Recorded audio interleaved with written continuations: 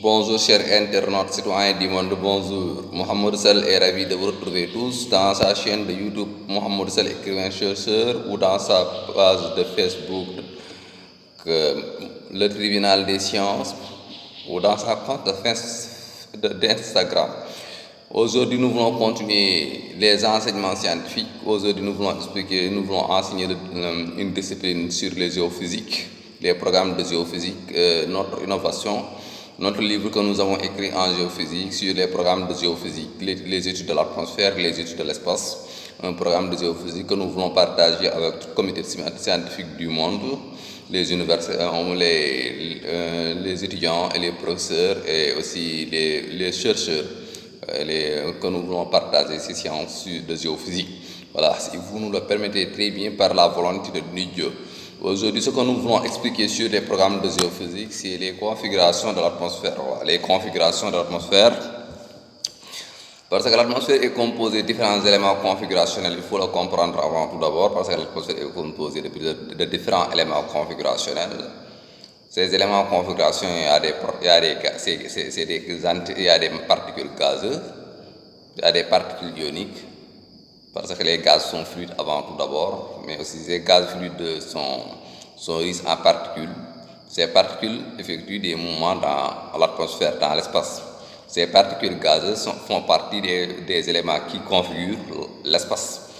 L'espace est configuré des poussières cosmiques. L'espace aussi est configuré en poussières cosmiques. Des poussières cosmiques.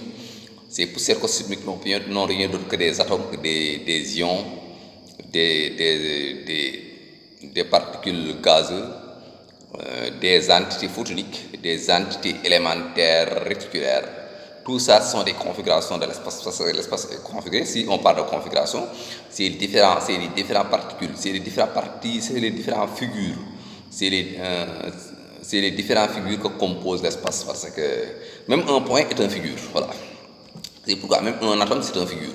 Les différentes figures que composent l'espace, c'est ce qu'on appelle les éléments configurationnels de l'espace.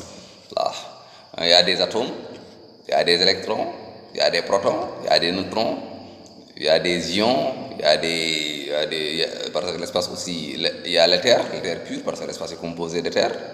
L'air est riche en éther, l'air est composé d'éther. L'espace est composé d'éléments fluides. Ces éléments fluides n'ont rien d'autre que les fluctuations. Ces fluctuations sont les fluctuations que renferment les macromolécules, que renferment les molécules d'air. Les molécules d'air renferment des fluctuations, les molécules d'air renferment des fibres électriques. Les fibres électriques, il y a des fibres électriques où glissent les entités ioniques.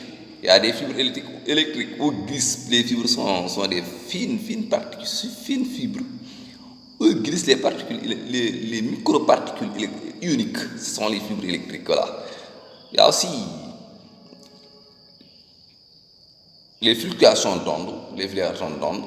Ces fluctuations d'ondes sont où glissent les radiations solaires, les entités photoniques ou les entités réticulaires. Il y a les fluctuations ondulatoires où glissent les entités réticulaires.